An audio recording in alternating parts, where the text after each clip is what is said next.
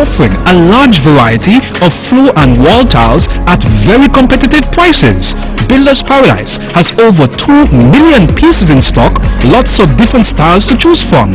Whether you're renovating or tiling a new house, Builders Paradise has what you need. Wow! Oh, and remember, we're open all day Saturday to serve you better. This is something that you can't refuse.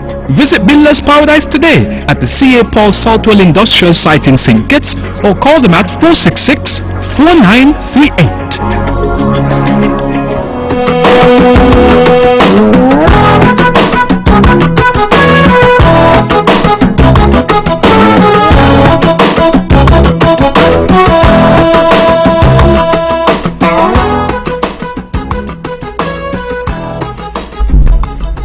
Good evening to our followed, dedicated listening audience and viewing audience.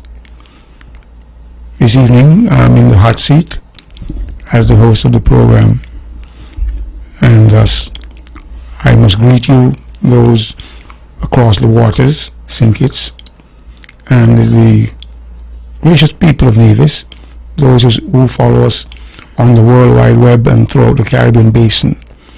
And therefore I must also say good evening to my fellow panelists, Conrad Naya Liebert. Welcome again. And this is another edition of the Let's Talk program this evening. So we will attempt to bring to you information that we are aware of, and as a result we will invite those of you who have a view on what we have said or what we have not said, and even for what you have in your own mind, to call and put it on the table so that we can discuss it, and as a result we all would be better served by the information that we will disseminate this evening. I'm again your host, Edric Stanley. Good evening, Conrad Naya Liebert. Good evening, Mr. Stanley, the host of tonight's program. Once again, I must express to you how happy I am to be here, and how much I like to be a part of the national debate and the conversation, how much I like to exchange my views to individuals, and I would always encourage people to speak up.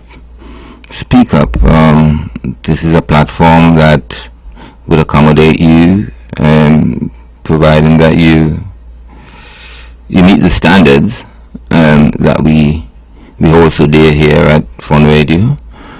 And of course this is a democratic country, and so all those many people who stop me on the road and want to have a conversation and ask me to say this and ask me to say that, I'm encouraging you to feel free to call in and be a part of the dialogue, a part of the conversation. You shouldn't have no fear, really, because if it's good for the island, then you should be motivated to share your ideas and your opinion. I would like to say good evening to my friends home and abroad, friends in Toronto and in Connecticut, who always tune into this program, and my daughter in Toronto. Say good night to you, Makida, and to my brother who is also here on Ireland, Oscar Liebert. I would like to say good evening to you, my brother. Mr. Stanley, I suppose you have some things written down, but it's one particular topic that I think last week we probably didn't have the time to look at, and I'm sure the public would like to be more brief on this particular topic. It's not that we know all about it, but of course to talk about it, then maybe questions would be asked and a discussion might come about. But it's the imputation of of low-income houses into the federation by the federal government using, I suppose, a Trinidad company, and I think that have caused quite a bit of stir within the federation in terms of debate. And I am not sure if the island administration is a part of the arrangement, or the local housing and land corp, the Nevis Housing and Land Corp, is a part of all this. I'm not sure if you have some information on that, Mr. Stanley, but as I say, it's been back and forth debated, and some people are not very happy with it, and I suppose some are happy with it, but it looks as if that the government have signed that deal, and we would be seeing a Trinidad company in the federation building homes, what we consider to be low-income homes. I suppose there are pros and cons to that, and I think that's where the debates lie. So, Mr. Stanley, do you know of that occurrence? I have heard of the developer coming out of Trinidad, but I also have heard that the bulk of the workers on that proposed project would be carpenters, masons, plumbers, electricians, technicians, as the case might be, from our local labor pool, and therefore there shouldn't be any alarm with reference to negativity, since the labor pool would be sourced locally. Now, based on the amount I understood is 600 million EC dollars, as the case might be. I'm not sure if that is the right number, right figure, but it is a nice ring with reference to the amount mentioned, and as a result, that would go a long way with reference to the low-income approach. Of course, the terminology that has been used would be smart housing, and as a result, I would imagine that modern technology, some modern technology, would be part of this smart housing project which the federal government has proposed. I'm not sure if the Housing and Land, our local developer, Nevis Housing and Land Development Corporation, is a part of it, but at the same time, as time goes on, we would learn more about it, and we would understand whether or not there is an involvement with reference to the Nevis Housing and Land Corporation in that national housing development coming out of Trinidad as the developer. Now, people are very, very sensitive to the political aspect of it, meaning all politics is local, meaning you deal with things within your geographic area, and as a result you have to be able to satisfy your own political constituents with reference to the labor pool, the income and expenditure, and hence we welcome such an arrangement simply because housing is widely sought after in our federation, and coming from Trinidad as the developer, I hope he would be sensitive enough to understand that all politics is local, and as a result he must be sensitized to the fact that 95% of the labor pool must be from among us. We have a certain level of unemployment, so to speak. I mean, I don't really subscribe to that notion in its fullest, because I think only those who are mentally, emotionally, and physically handicapped should not find something to do. But at the same time, if this is going to be a local project right here in St. Kitts and Nevis, I hope we would be part of it. Nevis will be part of it through our Nevis Housing and Land Development Corporation.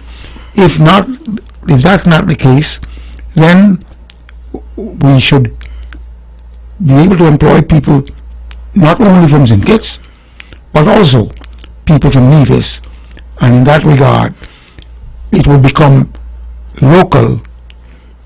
Hence, politically, we know all politics is local, and therefore, whoever, I think the Deputy Prime Minister, Jeffrey Hanley, who is my cousin, is the one who is spearheading that entity or that operation. I think he has been to and would have gotten information regarding that from the developer out of Trinidad, and therefore he should be able to look out for not only the people of St. Kitts but also people of Nevis in that regard. So now I have said not much, but at the same time we are fully aware of the housing scheme that will be coming out of Trinidad and Tobago. Again, the monetary amount, putting a figure on it, based on what I've heard, is $600 million. And to be honest, that is a nice chunk of change. 2,400 houses, smart houses, and I hope that they will be as smart as indicated with the most updated modern technology regarding a house. So there will be 1 bedroom, 2 bedrooms, and 3 bedrooms as far as I understood. But it is left to be seen as to what will transpire with this housing scheme coming out of Trinidad in terms of the developer. But like I said earlier, the labor pool would be garnered from among our people: electricians, carpenters, masons, plumbers, and the whole 9 yards, as the case might be. Nah. Well, I think, Stanley, it sounds pretty great. The way it's going to work out is quite a different thing. The labor pool, as you say, 90%, 93% of the employed will be from the Federation, and that, of course, have brought some comfort to the people. The people need homes, and I think that's the underlying fundamental factor here. The people need home, and they need affordable home. Affordable in the sense that they can be comfortable in meeting their payments, and of course it will not or should not be a lifelong commitment in a sense. I'm of the opinion that the local housing and land corp, and even that one in St. Kitts, are struggling with providing affordable homes. I'm of that opinion, and I think you've been hearing it from various politicians and so forth, and of course those who want to make a row about what is happening here and there as it relates to people not being able to pay their mortgage or their payments, make their payments in these so-called low-income homes. I've seen some beautiful low-income homes in Nevis, and I wonder if they're truly low-income homes in a sense. They run probably between $250,000 to $400,000, and but somehow, Mr. Stanley, I think we are racing ourselves out of the game. For a company to come out of Trinidad and come here and still find itself in a favorable position, and for the government to be satisfied that it's a working relationship. It's one that would bring more affordable homes to the people. It's one that would, of course, turn out to be a concept that would save them money in the long run, because of course no government going to bring anybody here to build homes unless they see themselves saving money in the long run. Importing, bringing in a developer as opposed to continuing doing what they were accustomed to do, using local contractors. I've heard local contractors complain a lot about how much they earn from building these homes, and I've heard the owners of these homes complain a lot as it relates to making payments and so forth. And so there obviously was something wary happening with the whole idea of providing affordable homes from a government point of view. So here comes the Trinidad company. I'm saying, Mr. Stanley, that this probably would give us an opportunity to reflect upon our approach in construction. It is not easy to convince the people that all will be well with such arrangement, because yes, the Trinidad companies coming on in, they got to meet their financial quotas. They got to operate in a manner that they come in here, their profit is secured. Yes, they say 93% of the workers. I know we here in St. Kitts Nevis, and I can speak more of the workers in Nevis. It's slightly changing, but I've worked with Trinidad people here in Nevis and over in St. Kitts, and they always say that the people from these islands doesn't work very much. I mean, when they speak to the construction workers, they say they seems to get to work between 7 and 8, and there might be a break between 9 and 10, and there might be a break for lunch, and it's time to go home around 3:30. Around 3 o'clock they start organizing themselves to go home. And the Trinidad people always say to me, in Trinidad we work from sunrise to sunset. Of course, in days like these, of course, they obviously put in a lot more hours. That to me says a lot.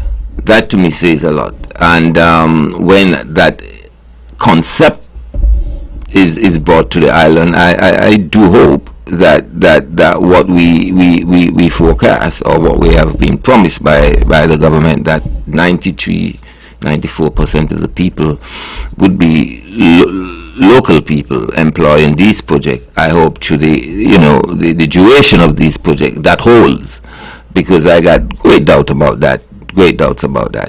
But in a nutshell, I think this should open up our eyes here as builders, and in the Federation, as builders in St. Kitts Nevis, not just builders who are working for the government, but builders who are also working in private relationship, building a home for an individual and so forth. Because sometimes I fear, and many people are afraid to build.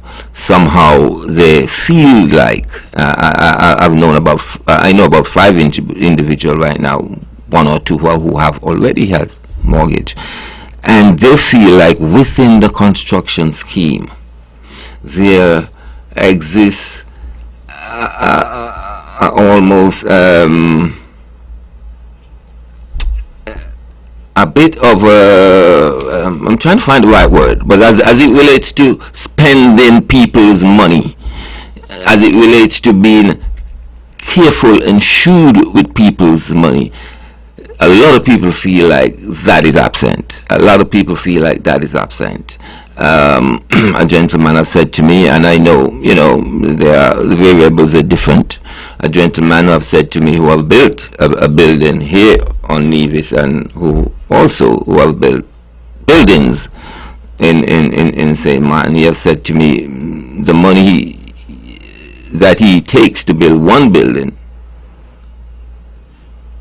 in Nevis could have built about 3 or 4 in St. Martin. He complained vigorously that the workers are not being careful in terms of the usage of people's money.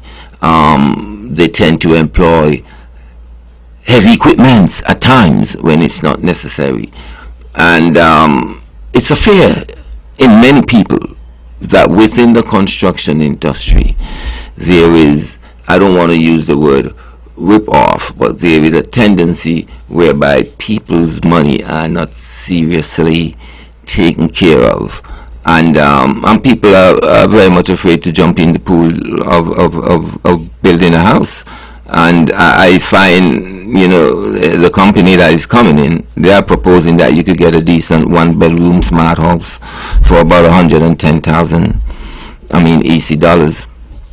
I don't think that is possible with the scheme we know happening here in Nevis, or the kind of construction we see taking place as it relates to the cost of building homes. I find too that better can be done and more care can be taken of people's money. And enough time the contractor is on about speed, and in so doing less regard is paid to assured management of the people's money. And I hope now that we're seeing a construction company coming in, this can serve as a wake-up call, not really a threat, because you have said it, Mr. Stanley, that all politics are local, and so politicians have to be careful with that. And when I say that, I mean bringing in people to do work that people here can do. But I do hope it can, act as a kind of wake-up call, and for us to realize that we got to do better in terms of dealing with clients. People were building homes as it relates to the shrewdness and the careful management of their funds and so forth. Because, to build a home in Nevis, to build a house in Nevis, it's not cheap. It's not cheap at all. And that is, of course, fundamental to everyone. Everybody wants to have a home. But when you see a Trinidad company can come here and basically seem so attractive to the government, when the government is aware that doing that they can be into, probably taking some licks, and to see the effectuation of their intention in terms of hiring so much local people, to see that happening. It is something that I'm waiting to see unfold. It is really something that I see, that I hope will be lived up to. But I think, personally, it won't be. Well, it's based on the application, the technical application, the construction application, and to be honest, there are methods of application in construction that would reduce cost quite tremendously. There are applications which would embody a certain amount of styrofoam within the building process, which might cut costs quite tremendously, and as a result, the mismanagement or the fear of people's money not being managed properly. To be honest, the developer, he would have secured the money, and the construction application might be coming from the developer, and as a result, that application might be 30%, 40%, 50%, as the case might be, of the normal application using bricks, blocks, the type of concrete that we have locally, and who knows, maybe there is an arrangement with TCL Trinidad Cement Limited, or they might provide a tremendous amount of the cement. Now there is another application with, instead of using steel, they used a much smaller gauge of, let me call it steel, at the same time, based on how it is put together, and then the shot put in terms of the concrete. It will be coming from a gun. So you put the structure up, and then you just shoot the concrete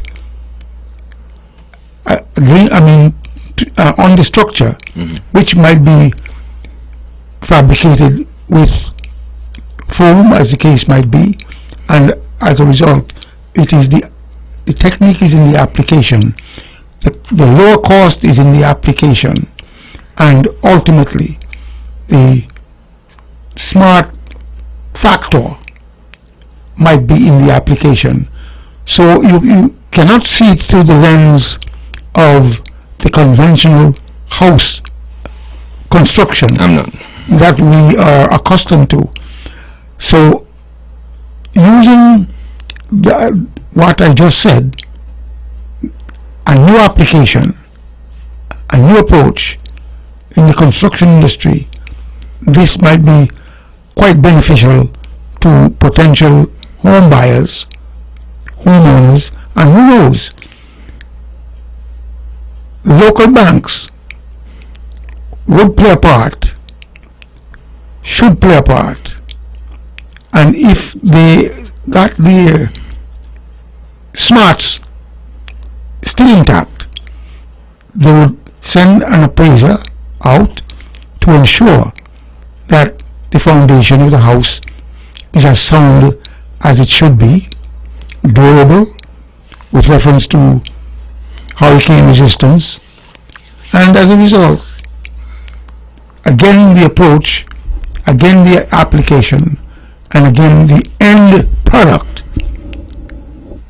once the structure is sound enough to withstand, let's say, wind of 240 miles per hour within the Caribbean, that should be able to satisfy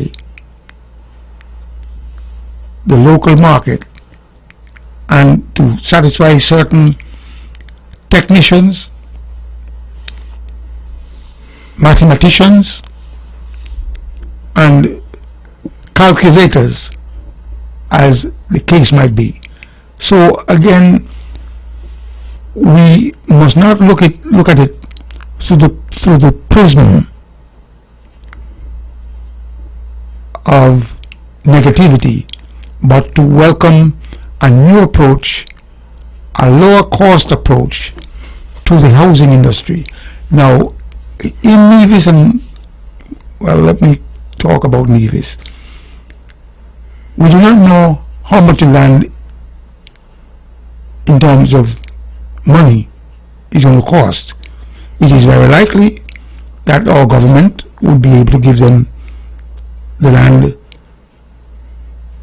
for free, and that would have a tremendous impact on the cost of the end product, which is the house.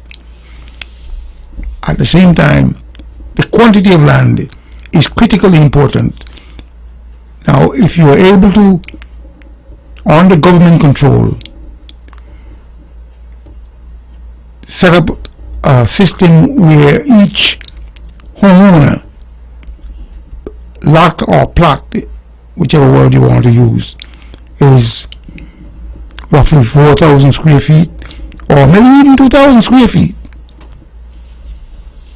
2,000 square feet is a lot of land, depending on how you're going to utilize it. And if these structures are in clusters, you can save quite a bit of money in that regard. I said 2,000, but that is a low quantity. But the lots down at Low Street, those lots, when the planters left, they turn over Low Street to the merchants, and the merchants, a lot of merchants were living in Low Street. There's a lot down there that is about 1,800 square feet. Had a house in it. Some lots are bigger, but what I'm saying to you, when these houses are built in a cluster, the structures are sound enough to withstand a certain degree of wind pressure, and as a result they are able to be durable.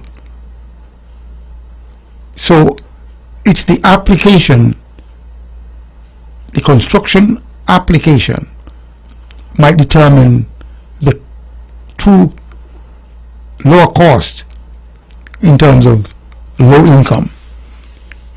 In Nevis, again, we know that a certain amount of the top in terms of price had been skinned off, and if you look at the schedule you said applied to the construction industry here in Nevis, you said it, they come in at 8 o'clock, they go to break at 10 o'clock. That's what was observed by a Trinidad person who told me.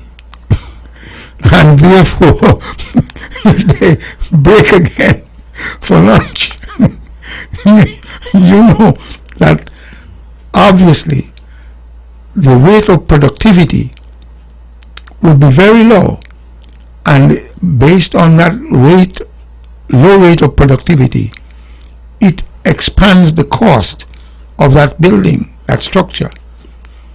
So when you think you are getting your money's worth, you may never get it, simply because the conventional way of building, by using the cinder blocks, the building blocks that we get from the block suppliers, the construction suppliers, construction material suppliers, the steel, everything is different from a conventional point of view. So again, the structure might be not what we are expecting, unless you are fully unaware as to how that structure could be done. But I've seen, like I said, where houses are built with styrofoam as a quantity supplier within that structure. It takes up a certain amount of space, but it is strengthened by this wiry application that's supposed to replace a half-inch rebar or a 3/8 rebar or a 3/4 rebar, as the case might be, and that cut the cost of construction tremendously. So I wouldn't poo-poo the idea that they are coming with something that we are maybe might be unaware of. But if the banks are involved, again, they've got the structure in place to ensure that the amount of money that is coming to us from the developers, 600 million, would be apportioned out, and maybe certain number of banks would be participating in the scheme, and consequently, or as a result, they would have sent out, or they would send out their appraisers, they would send out their quantity surveyors, and they would get numbers, figures nailed down as to foundation cost, the body of the structure, and the roof. At every juncture or at every interval, they would get a report back, and they can assess that report to make a determination as to whether or not it is within the acceptable range with reference to expenditure, and ultimately they will get a cost based upon completion. So when the building is completed, the cost has already been known to the financial institution or the developer, as the case might be. I do not know who controls the purse strings.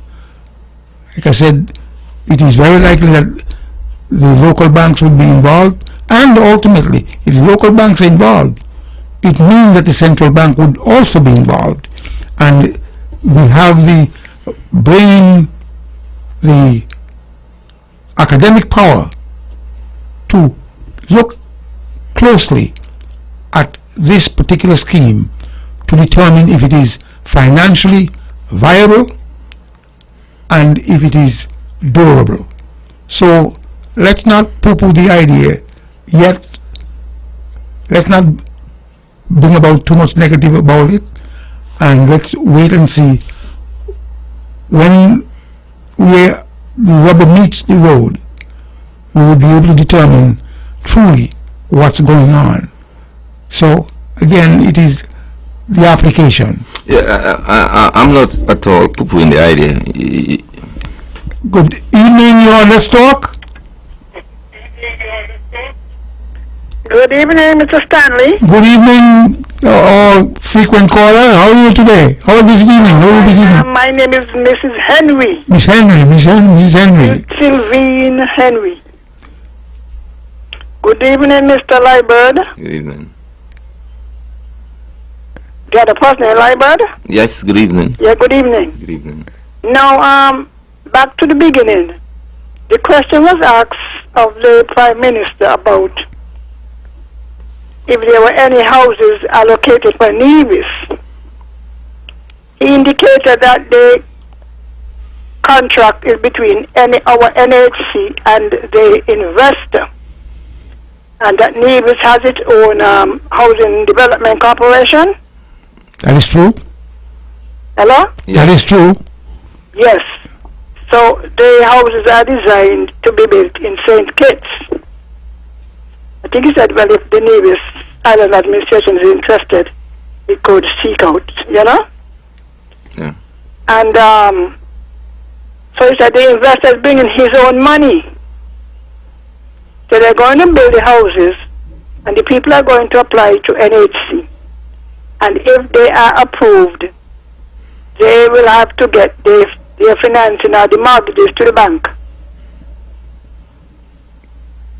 Right? But the houses are actually will be the property of the investor.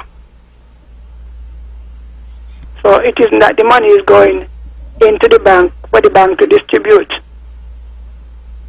Just like ordinary house mortgage. That is the plan. I think when asked, well, what is in it for the investor? I think it was the ambassador, Nato, said a portion of the mortgage payments will go to the investor. That's what I understand it to be. And there would be some precast concrete. I don't think they're going to have any styrofoam. Something like the clicker houses. If you know about the clicker houses you have in St. Kitts? I'm unaware of the clicker houses, but at the same time, Yeah, up on the continue. road. Click out of Barbados had built some houses. They cast them and then they lift them into place. I think these are going to be poured. I don't know if they're going to be poured or lifted into place. That's what I understand, eh? All right then. Thank you very much for your input. Again, like I said, the low cost would be in the application, and like Mrs. Henry said, they might be cast and then be lifted into place. So that would cut tremendously the cost. It seems to be a different approach. That would result in a lower cost for building homes, which, as I say, people need homes, and people need affordable homes. A bit of a risky move politically, but I guess if it's well explained and everything come to fruition, it can be quite a major housing revolution taking place. People getting homes. The banks are now excited as well, because there are people who can, meet their payments. There are more people who are qualified for these homes, and it can be, quite a housing revolution, really. The caller said that it's the homes are designed for St. Kitts. Were designed for St. Kitts. Well, in that sense, it's not bad in a sense, because we would see the scheme at work before we here in Nevis, the local housing and land corp, get involved, really. But the idea that the house is designed for St. Kitts, maybe the arrangement is designed for St. Kitts, not the house. But I do understand the new application, and I hope we would learn a lot from that new application, that we can simply keep costs down, that when we the local contractor have homes to build, that they can, of course, take some pages out of the book and produce, because to me it's a problem, To me it's a problem, building homes locally, and the fear that some people have. It's a concern, and most of these people who are so fearful are young ladies. They just feel like they're really getting, the bad end of the stick somewhere along the line. I wish these fears can be erased, I suppose, and people can feel more optimistic in going forward and having a home. But now we have, much less pricey homes. I suppose the idea of having a housing revolution, a meaningful one, really, that really impact the mass of the people, is can be made a reality. Well, like I said, based on how it is structured, and based on what Mrs. Henry said, it is very likely that the banks would be involved, and if the banks are involved, they are controlled by the central bank, and there are stipulations in place by which the banks have to adhere to. Those stipulations are put in place by the central bank, and if those stipulations are adhered to, again, it's a system through which will have the backing of the financial sector within St. Kitts and the central bank, the developer, as the case might be, and the qualified homeowner. So it is seemingly a sound process to guarantee the completion and the acceptance of the structure coming from the developer. Well, let's move on. We have to look at the funeral send-off for Vanita Walters, which was a mammoth gathering at the Gingerland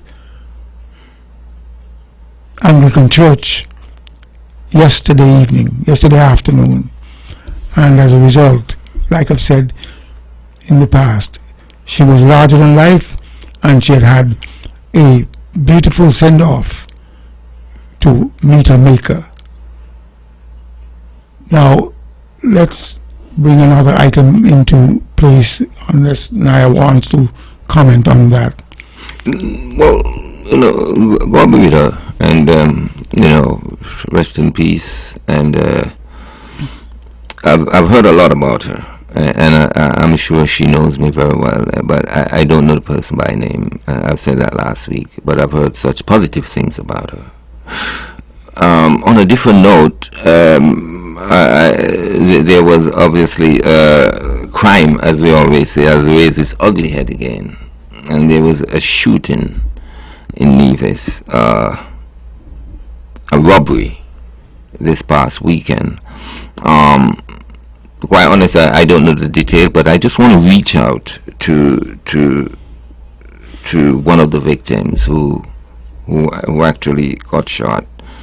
A person who, if anybody knows this individual, you can't meet a more pleasant and nicer person, and a person who have been working at the pizza place for over 25 years, and a well-liked person in our community, very close to my family. Actually, she helps me in looking after my mom. And I just want to express the hurt I felt when I was told that she became a victim of a robbery and was shot. And she's now at the Alexander Hospital. I just want to extend all my strength and everything what is good for her recovery to her.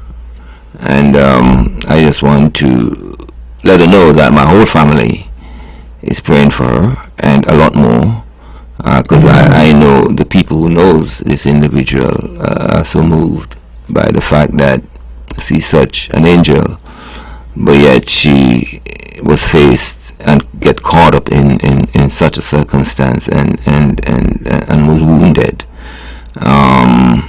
So I just wanted to say that for those who are investing their time in these ways of living by robbing business places late at night with the intention, really, because when you do such things, you're also not intending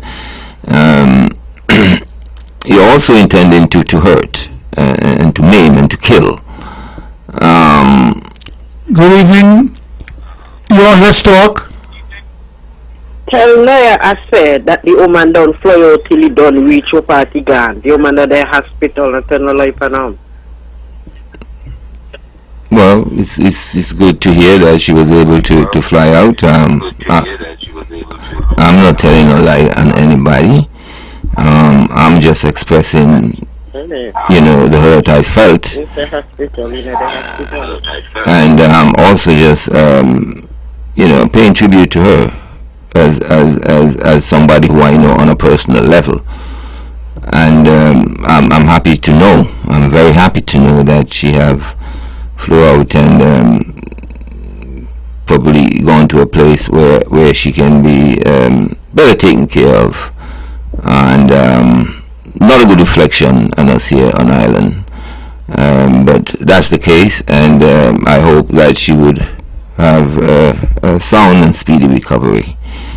And I want you to thank the caller for making me aware that she have gone to seek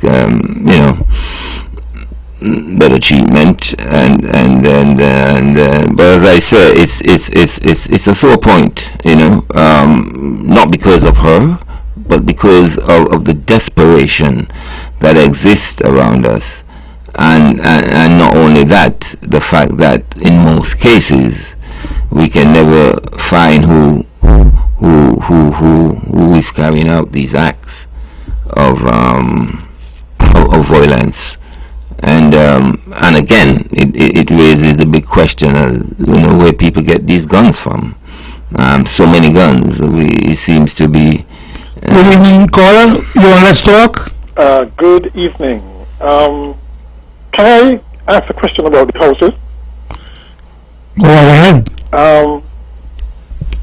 It on the face of it, it's a really good investment to have 600 million apparently coming in from outside. Okay, but am I to understand that once the houses are built, the local bank are essentially gonna take over, practically buy them from the developer, and then sell them to prospective clients? Is that correct? No, it seems to be the other way around. The people apply to National Housing Corporation, and if the application is accepted, then they would get financing from the local bank to get their mortgage. And based on what we gathered from Mrs. Henry, is that the developer would get a certain portion of the mortgage payment, but the whole thing would be controlled again based on how the central bank operates. The central bank is in the position of having authority over the local banks, the participating banks, with reference to the mortgage and mortgage holders, and as a result it is the other way around based on what you've said.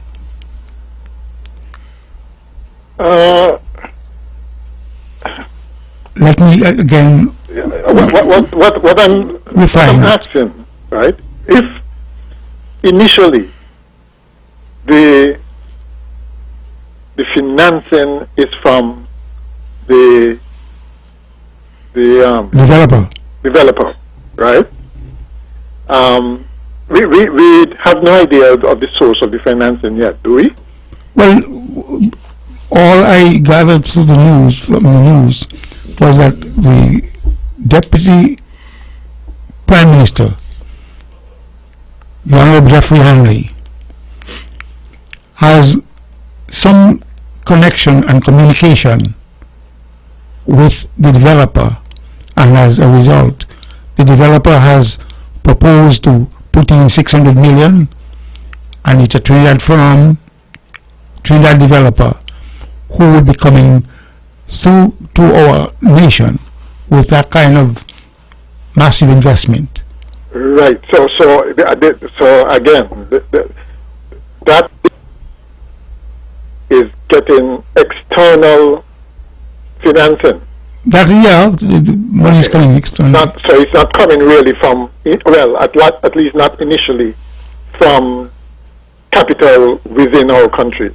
That is correct. Okay. All right. Okay. But how does it sounds to me as if the banks are being told to essentially get the houses at a particular price, finance the houses at a particular price. Is that the usual practice? Well, if you look at the procedure as to how the bank approaches the system, the bank has to send out an appraiser to give them a step-by-step valuation in terms of amount in money and the quantity of work completed. That is the procedure. Or the NHC? The bank does that. The NHC the one who essentially signs off on the quality and so on of the houses, as well as the applicant do the initial screening of the applicant. Whatever the process is, once the banks are involved, Yeah. the banks have to be satisfied that they are attempting to take on a mortgage which must be sanctioned or approved technically by the central bank based on procedures. Based on the procedure, the bank has to be satisfied that at every juncture the quantity of work has been done, and they would give a certain amount of money periodically based on the information that came in coming from a quantity surveyor or an appraiser. Who decide based on the quantity surveyor's report that they get a particular sum of money? Who does that? The banks. The bank? The bank sends out a quantity surveyor, and the quantity surveyor would put a certain amount as to the value, as to where the level of completion is. Oh, so you're saying that the bank become involved even before the units are complete? Well, what I'm saying to you, if the application has to go through the process, whether it is the developer who approves the application or the National Housing Corporation, whoever approves the application, the buyer is selected, the buyer is accepted by one of those entities. Whether so in other words, the bank, as is the usual practice now, they don't have a say in who gets in whether or not the clientele can satisfy the requirements to get the mortgage. The bank has in place the requirement as to whether or not the applicant is eligible for a mortgage. Okay. So if the application has not been approved by the National Housing Corporation, as the case may be, or the developer, then there is no transaction. Right. So essentially, the decision on the client is taken out of the bank's hands. Right. But at the same time, the bank is still part of the process because the developer doesn't want to. They basically take over the role of repayment and making sure that the clientele repays. Right. But in the meantime, the risk of default and so on is on the bank. You say? That is correct. Once the bank accepts the mortgage from the client, the bank is on the hook. But they've got their procedures. That's interesting because they seem to have less impact on deciding who the clientele is going to be, but at the same time they're on the hook. That's an interesting one for a role for a bank. Well, listen. What I'm saying to you is, the bank is not going into this transaction with its eyes closed. The bank has operating procedures, and based on the information that they have received from whether a quantity surveyor or an appraiser, as the case might be, then the bank would be part of the decision-making process of accepting the application or the mortgage, allowing the person to get a mortgage.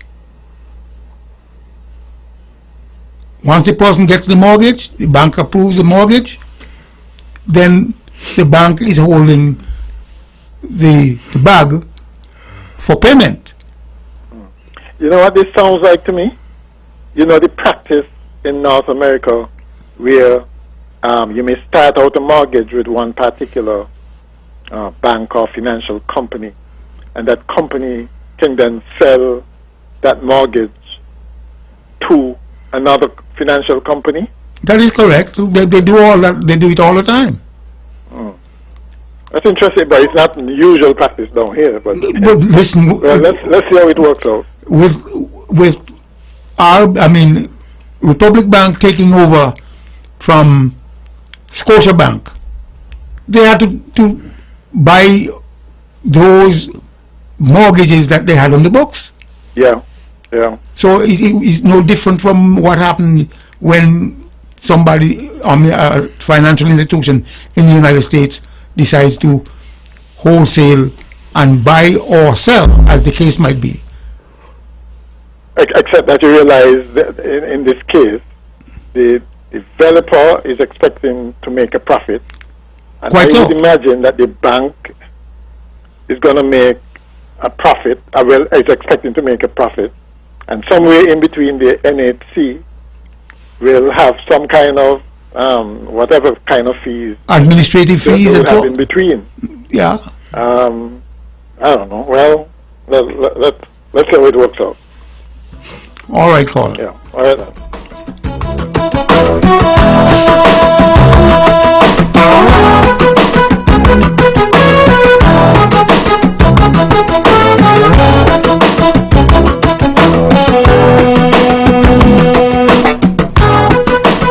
Builders Paradise is offering a large variety of floor and wall tiles at very competitive prices. Builders Paradise has over 2 million pieces in stock, lots of different styles to choose from. Whether you're renovating or tiling a new house, Builders Paradise has what you need. Wow! Oh, and remember, we're open all day Saturday to serve you better. This is something that you can't refuse. Visit Builders Paradise today at the C.A. Paul Southwell Industrial Site in St. Kitts or call them at 466-4938.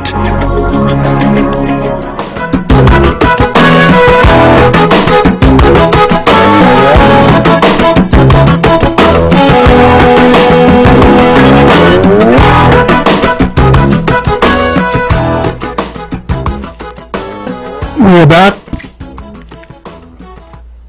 There has been a spelling bee competition, which in fact we as a small nation, and more so Nevis in particular, with the spelling bee competition passed, our education officer, CEO, Ms. Claxton, has been at the cutting edge to ensure that our students are up to speed with reference to preparing them to meet the challenges of work, employment, and advancement relating to education, and as a result, she's been pushing and recommending what our students must do. So we have to send out some congratulations to her with her messages. Dr. Drew is proposing that he is going to find a surgeon in his travels, or he may have already contacted a surgeon to do kidney transplant in the nation, to ensure that those people who are on dialysis, who have to be dialyzed, probably can find a donor, whether it is going to be local, regional, or international, of a kidney, and to bring that kind of procedure, advanced procedure, medically and technically, to our nation. And that would be, of course, a step, a big step, a giant step forward regarding those people who have to be dialyzed. That'll be a very good thing. That'll be a very good thing. Under Dr. Drew, I expect that the health service in St. Kitts is going to be massively improved. It's within his scope of expertise, and he seems very excited about the fact that he can now develop the health system in St. Kitts up to a level where you probably can see it as a first world, with first world services, and he seems to be going about this, and he's leaving no stone unturned, and I will congratulate him. I think I still can't understand at times why St. Kitts Nevis people have to go to Antigua. You know, and it looks as if whatever is happening in Antigua can be happening in St. Kitts. But it makes me wonder a little bit about Nevis. I know when we speak of the nation, we speak of St. Kitts Nevis. It's been said by some politicians that success in St. Kitts means success in Nevis. I don't believe that. It's been said that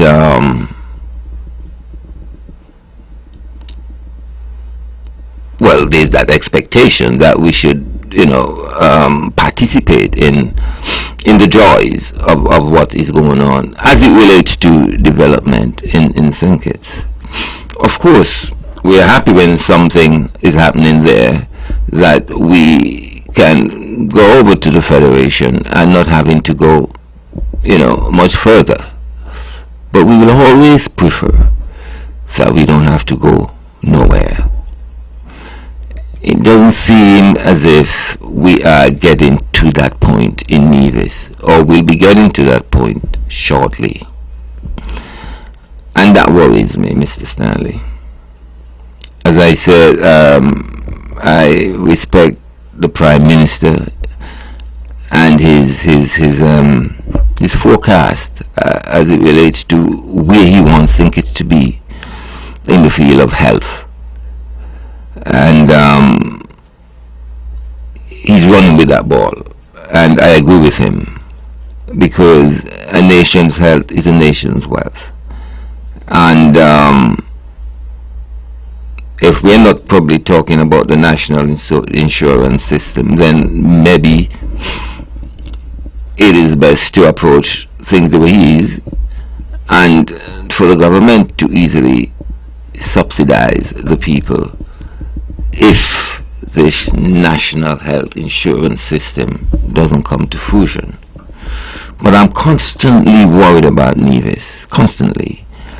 The way the health system in St. Kitts is being, slated to improve, and it's improving, and it's so far in advance of what we have here in our little island.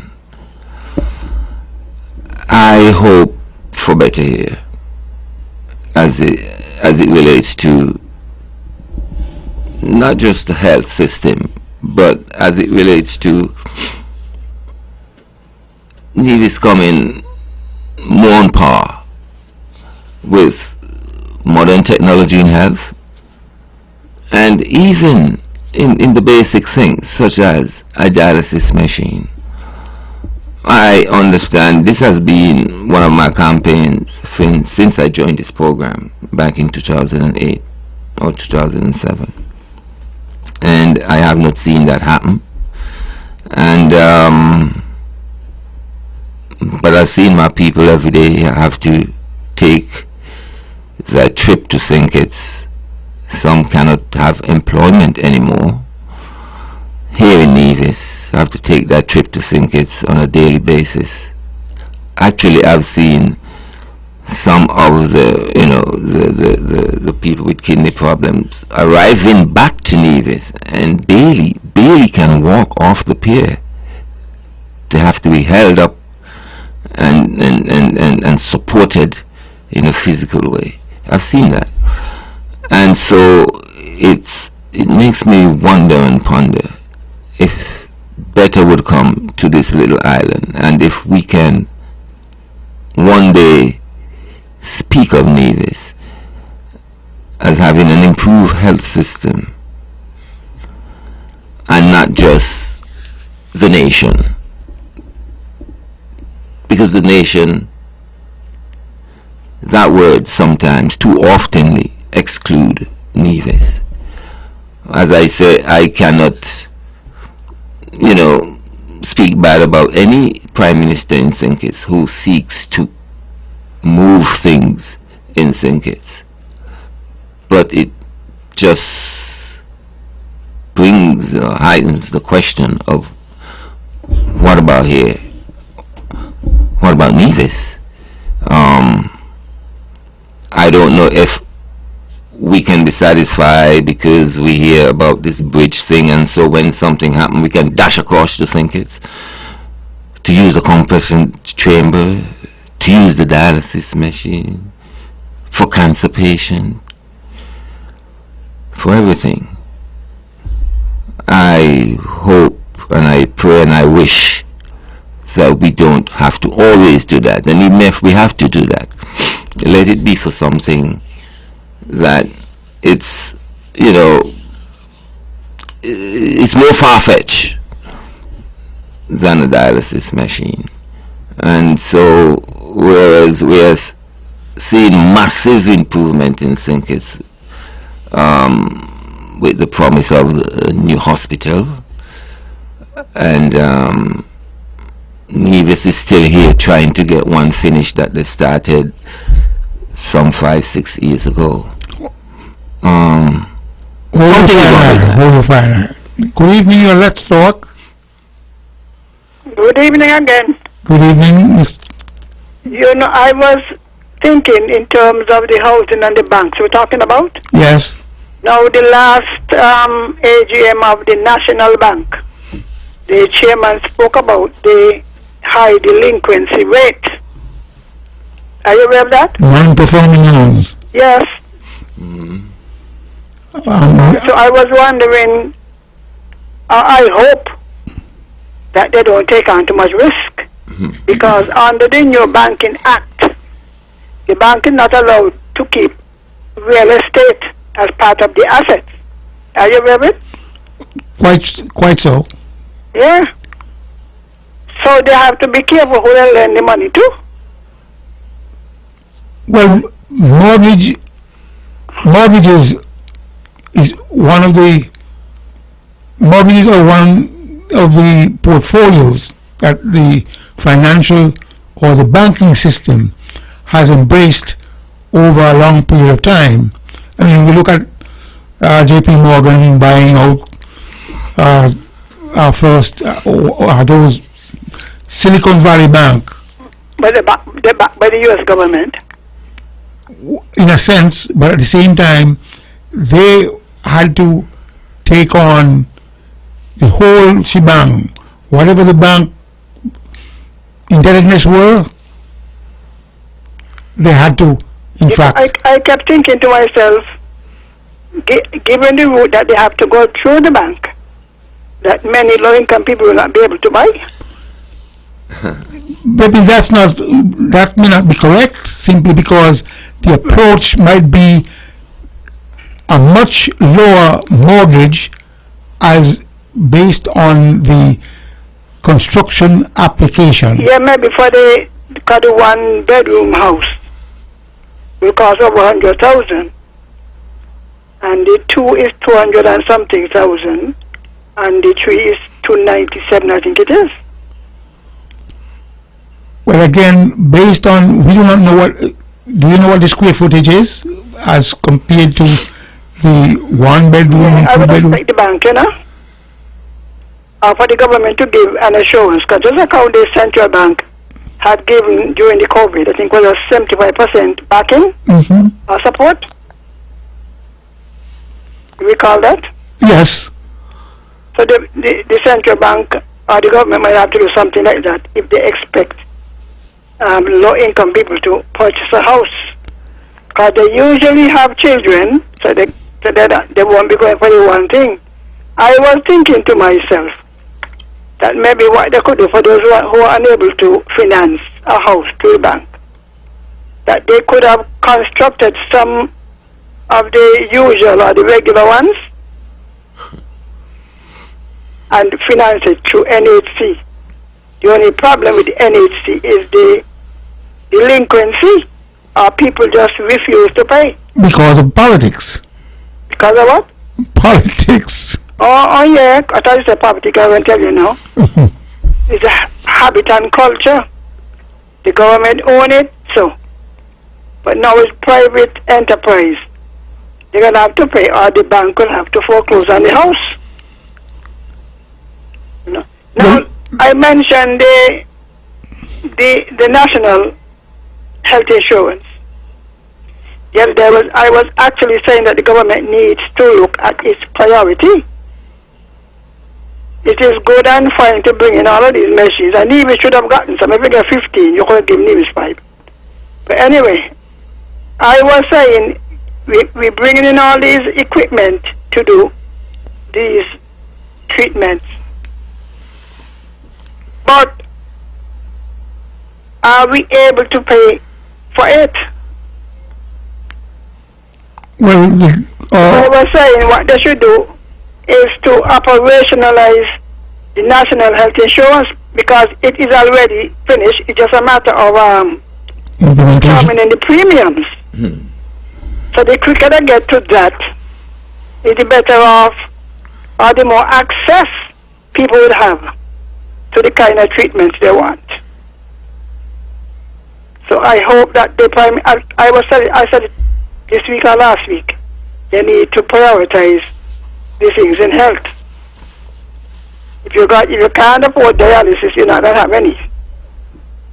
Sometimes your sons die from cancer and whatnot. You wonder if they were able to pay for the treatment, because it's not cheap. And even if the government subsidizes it, some people still, they don't even, or people don't like to buy insurance. If there's some medical, at least they would have something to put in. So I hope that the government, the Prime Minister, would see to it that they do the national health insurance, because they now have a thing. They're in a bind because they want to increase the Social Security contributions, which is needed, eh? Yeah. And at the same time, they want to have premiums paid for the national health insurance. But we as a people, we have got to think responsibly, eh? If you know you need it, you got to make the sacrifice. All right then. Thank you very much for your contribution. Now, we have to be careful with the national health insurance too, simply because it is a certain amount of abuse by doctors for billing and all the other areas, and therefore watchdogs committees should be set up to ensure that you don't get overbilling from certain groups which will abuse the system, because there are times in the United States you get an enormously high bill simply because they think there is an insurance scheme to defray the cost or carry the cost, and as a consequence the system becomes so overwhelmed by these exorbitant charges coming from that sector that we have to be able to put safeguards in place. So maybe that's one of the drawbacks currently of the national health or national insurance scheme, why it has not been implemented yet. But we've got a machine in Nevis that cost over $1 million, stated by Premier Brantley, and the machine is functioning, has been set up, installed, and is delivering. So step by step we are getting there, and every journey begins with the first step. Caller, you on Let's Talk. Good evening. Good night again. What I wasn't sure the direction that Naya was going in, but isn't it a case where divisions would have to decide what levels of or what services are going to be delivered by the health system in Nevis? I say that because should you really compare it, for instance, with what is delivered in St. Kitts? Wouldn't a better comparison be what is delivered in, let's say, Anguilla with a comparable population? Right? Because really and truly, and I suspect that in Anguilla they deliver more services, yeah? And so maybe even more than St. Kitts, as a matter of fact. But this is a decision based on the priorities set by the government of the day, right? And so if the Nevision public who's going to be using these services don't demand them, then I suspect nothing will change. There is, in fact, some kind of balance to be struck, because even here in St. Kitts, we can expect to have the top-tier service of, let's say, the larger countries. But certainly, if we are doing so well in the OECS, I don't expect our services, hospital and other health services, I would expect that it would be top-notch when compared to the other countries in the OECS. Right? Again, it boils down to a matter of priorities. Right? So like I said, I'm not sure if that's the point that Naya was going to be making, that it's not the case where so much that St. Kitts is getting whatever, 15 dialysis machines and Nevis doesn't have any, and they should be getting as well. Those priorities, I think, are set by the NIA. Am I wrong? I think you're correct. Right. Okay. So and of course, the NIA, I would imagine, would look at whether or not they can provide the resources to provide those services. Because it's not a case of just sending over machines. There's a lot of things, as you well know, that are involved in delivering a proper renal service, training, and it's not just having a piece of equipment. So I don't know. I think it depends very much on the Nevision public what they're prepared to demand, for Nevis. Okay, and going above that, we probably have to have some kind of system where, when it comes to things like catastrophic care and those kinds of things, which have to be accessed overseas, then I think that's where the universal health insurance kicks in, right? Because in a sense, we do have some semblance of a national health plan, in that our hospitals and health services that we provide, they don't turn away anybody, because they can't pay for it. The problem we have, I think, is when we have catastrophic illnesses and so on, and we can't access those services locally, then that is when people are glad that they have insurance or some kind of resources to be able to pay for that overseas.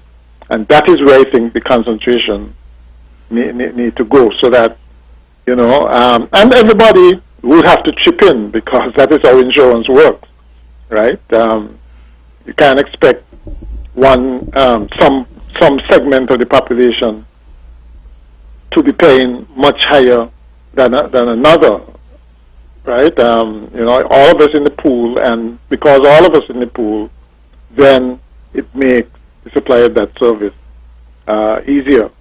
Okay, and that I think is what should happen.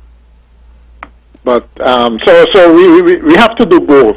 We have to improve our services here, as well as finally get this national insurance. I mean the universal insurance going to deal with the really major catastrophic illnesses that can't be treated here.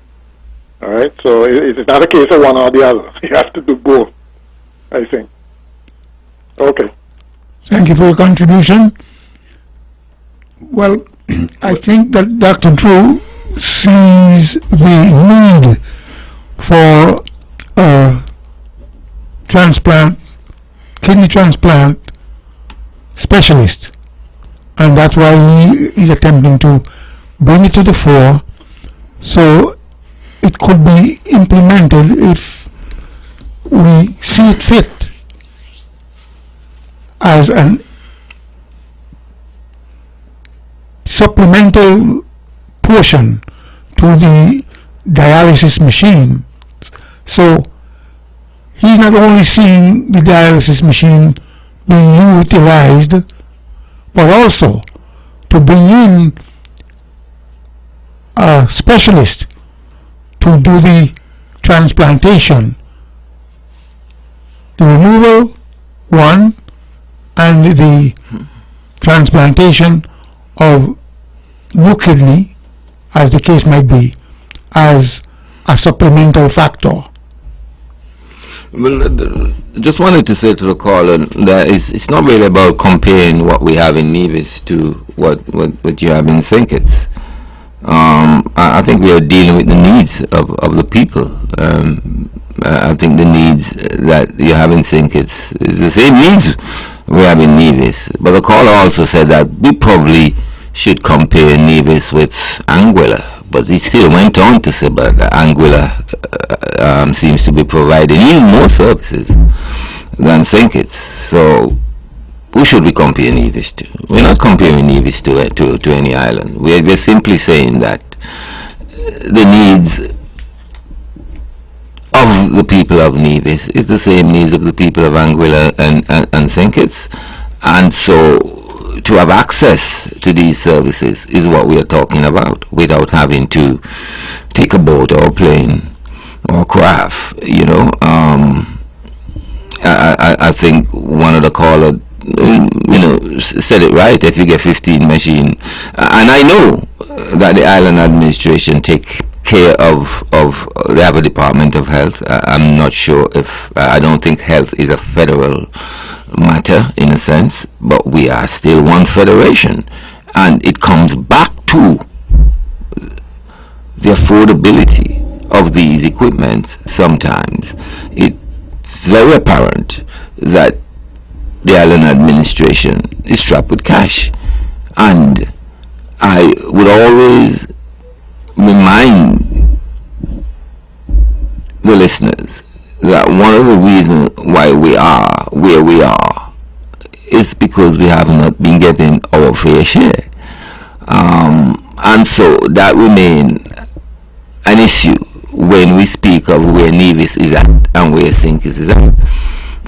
We hate to compare the two islands as it relates to health service provided or level of development, because it always comes back to this one thing, that we've been an island in a federation that has basically suffered. We have not been able to get our fair share, and therefore we cannot make use of opportunities that probably come our way. So equal opportunity is not basically provided within the Federation to the two sister islands or the people of the two sister islands. And so it's not about comparing, it's really about addressing the needs of Nevisians as the politician in think it seeks to address the needs of Kittitians, and the Anguillians the same. So it seems to me that whatever it takes for us here in Nevis to realize, a more complete health system, we will strive for that. But we are cash strap here in Nevis. It is very obvious, and I am one who feel like that the idea of fair share that was so well promulgated back then, prior to the federal election, it remains still very, very relevant. Maybe some people don't want to talk about it, but if it had any significance back then, it still has such significance today. And yes, we are to provide health services for our people, the island administration, but we have been shortchanged,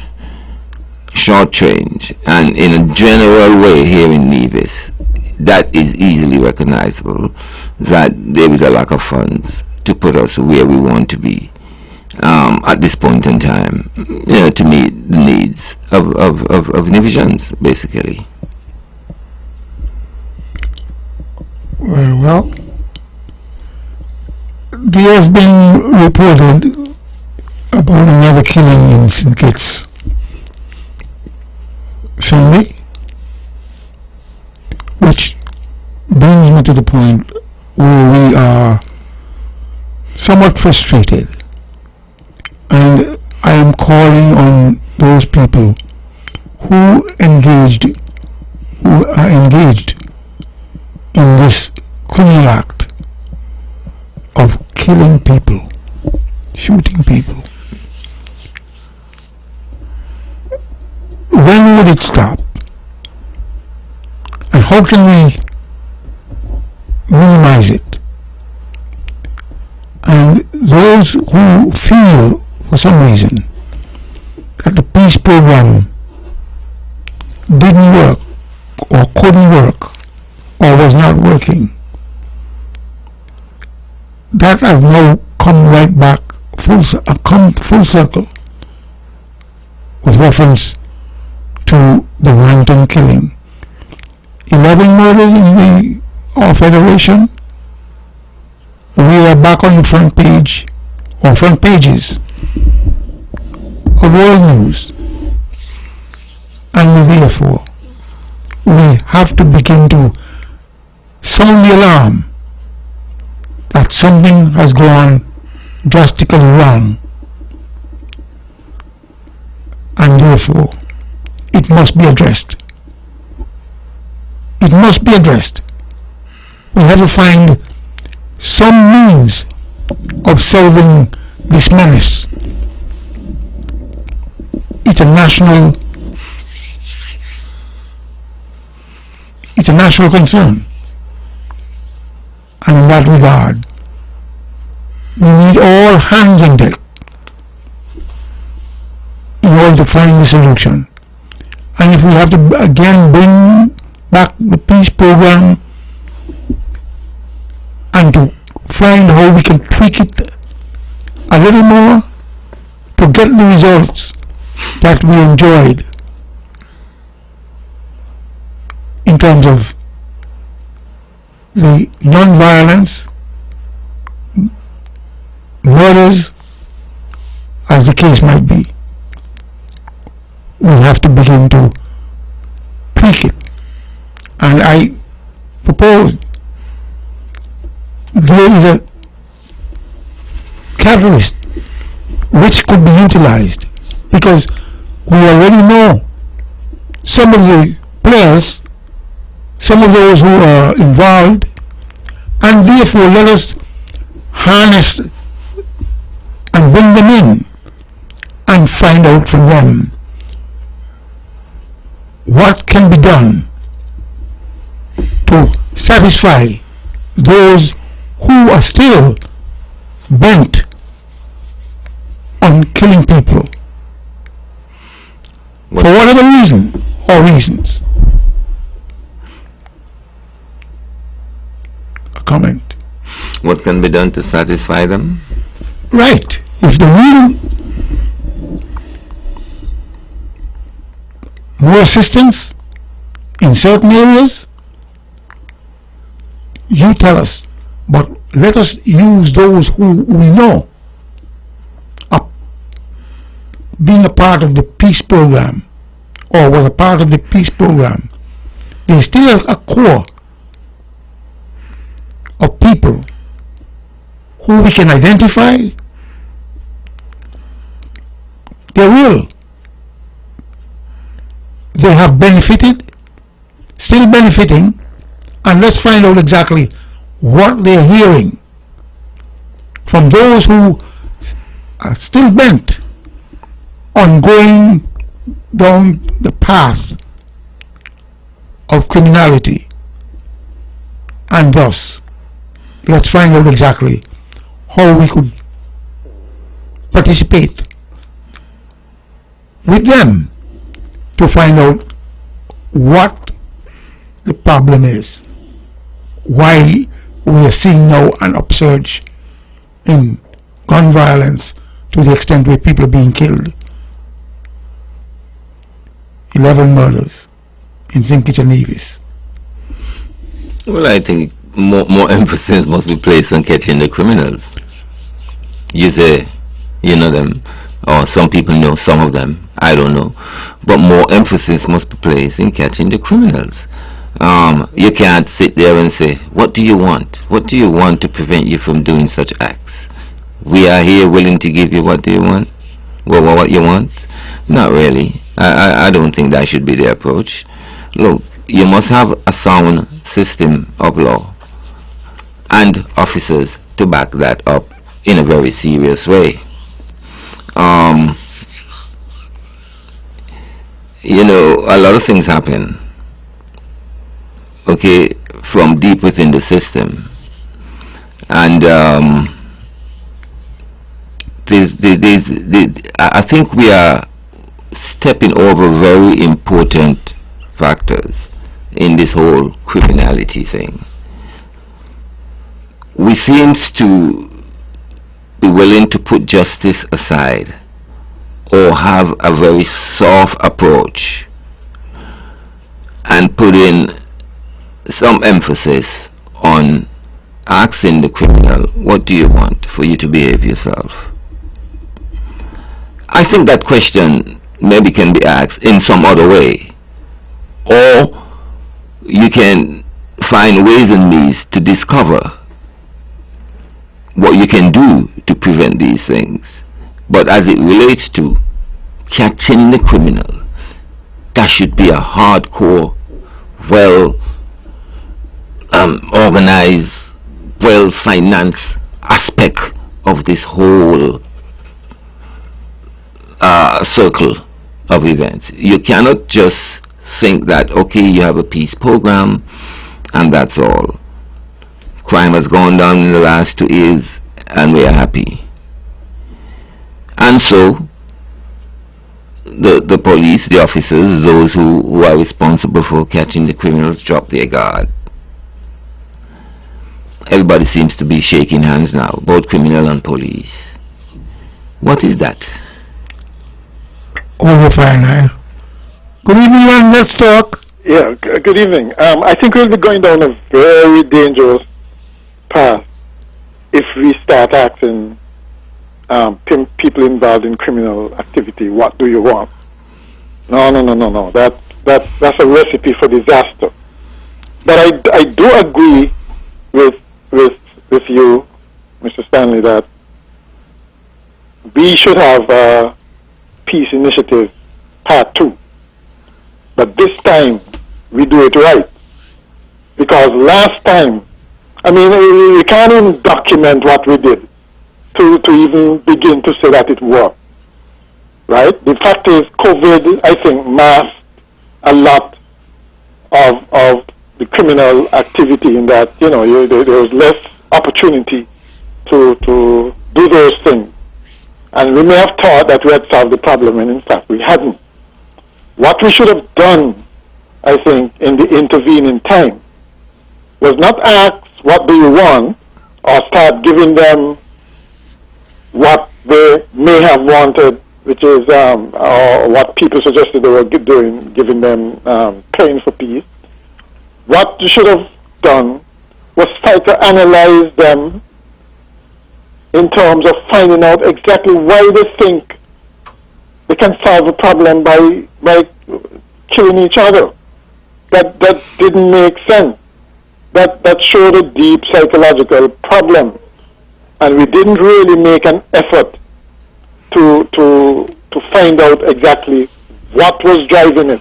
Not so much what they wanted, but what was driving it. Okay? And we also we should have had some kind of gun amnesty, because clearly the guns were still coming in. We should have had more intelligence from these groups as to how the guns were coming in, the source of them, those kinds of things. Right? We didn't do all that. The gangs themselves should have been dismantled. I don't think we did all of that. Right? As a result, of course, the problem is going to start back up again, because we didn't pay attention to the root cause of youth gang violence. All right. So hopefully, if there is a part 2, and as far as I know, it hasn't been stopped. I didn't hear anybody saying it is stopped. Everybody is saying that it's not sustainable as it was. Okay, but I don't know if they put them on the existing safety nets like STEP and so on, and if that is not acceptable, or it's, they're getting much less now, and so they become dissatisfied. Don't know, but we can't just change societal norms like this and reward violence like this. That's really asking for trouble. So I agree, Mr. Stanley. Let's have a part 2. This time we do it right. Okay, get all the intelligence. They get more information, because one of the things is we apparently know who was behind this. Okay, and if we have that directory, so to speak, that database, so to speak, of who is involved, I would have thought that we're at a different place where the authorities know exactly who is behind this, and therefore they should be held accountable. Right? I would have thought so. Maybe it's more complex than that. But the fact is, we absolutely need to try something. We can't just throw up our hands. We have to do something, do our part 2. This time try to get it right, and let's see what happens in the future. All right. Thanks for your contribution. There is a core, and I kept saying it, and that core in terms of information, bring them in, and let's have a conference, as the case might be. Gather the information as to why the behavioral attitude can be in the negative side of the ledger rather than the positive side of the ledger. We know some people who are involved. So let's start with that knowledge of knowing who they are. We bring them in.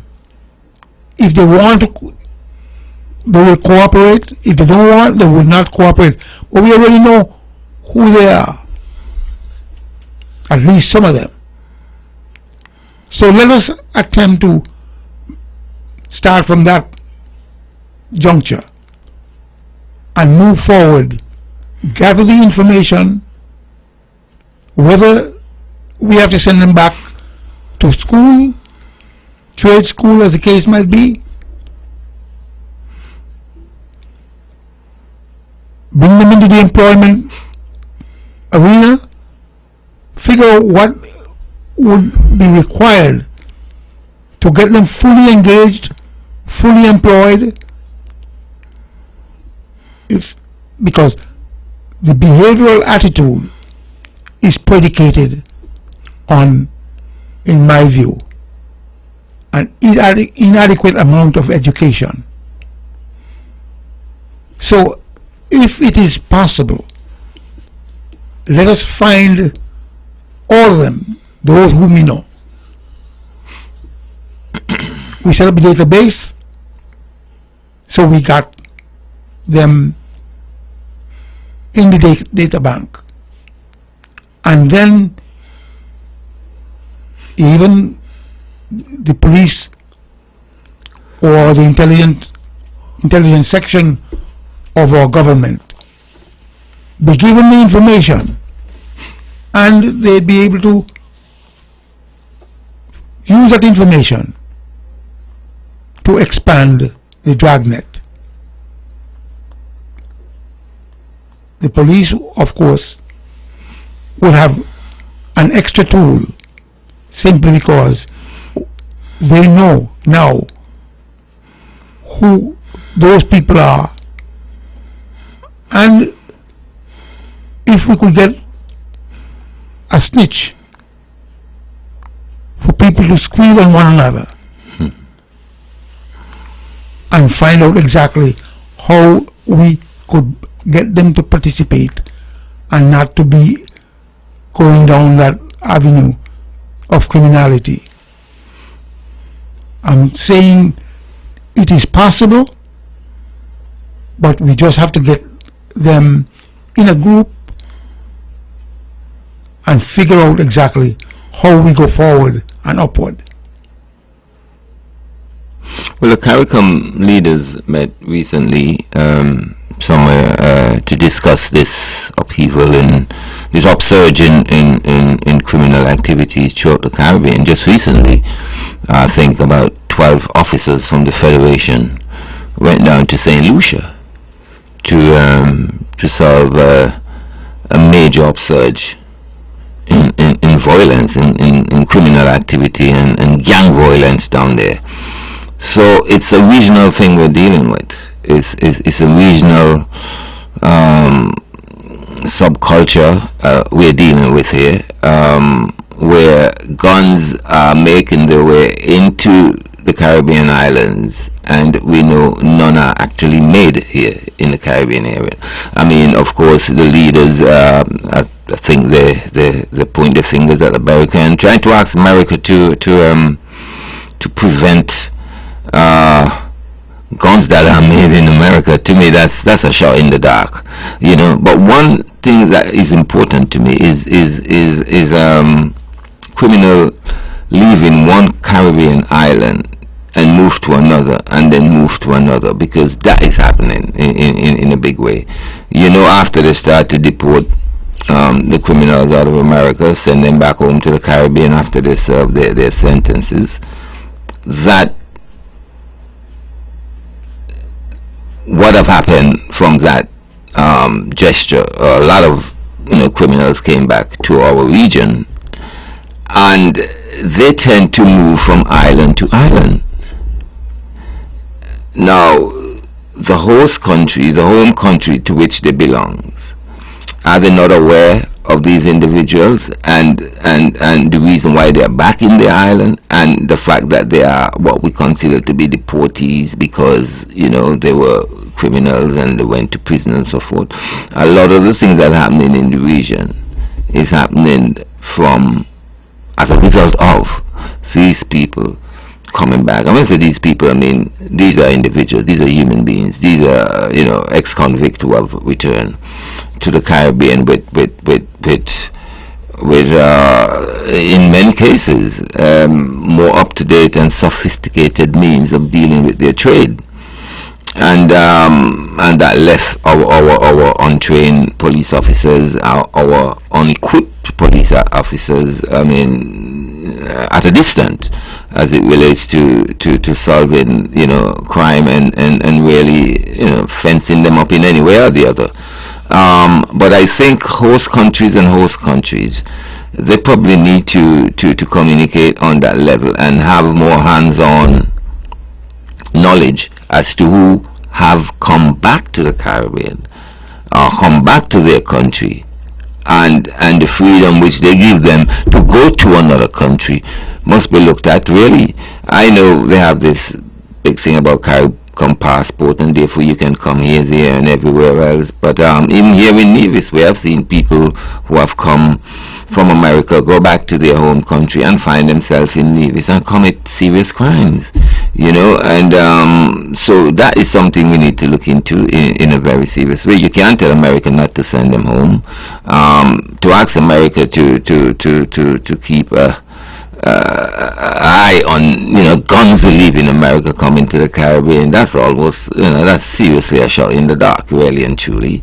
And so to me that effort that to me doesn't really carry much weight, and therefore won't bring any kind of solution to the problem. I think a lot more communication amongst the islands, and sharing of information also needs to be. Well, one would hope that this would be a sequel to the conference they had, and we can really see some coming together of ideas, coming together of finance, and coming together of equipments, and maybe patrol mechanism. It's just more knowledge, a database that reveals a lot as it relates to the criminal activities and who are potentially behind these criminal activities. Now, what happened in St. Lucia is that somebody, I understand, some important criminal get killed, and therefore also when that happened in Jamaica, many people get involved, many people get killed, and therefore I find information can be shared. But you can't have knowledge and put it aside based on some kind of program you're trying to implement, which always carry more a political twist than anything. And that's what happened to the peace program. It might have been a good gesture, but it basically turns out to be nothing much more than a political gesture. And that brought some results, apparently brought some good results, but in terms of dealing with the core of the problem, that was never approached in some serious way. I mean, it was just a time where there was a lot of money, and they were able to formulate a program that is termed the peace program. And it lost its significance through the avenues of politics, I suppose. Well, we have to ask and thank the callers who participated. And this show ends, and join the Honorable Mark Brantley on the mark beginning tomorrow at 8 o'clock. Thank you and good night.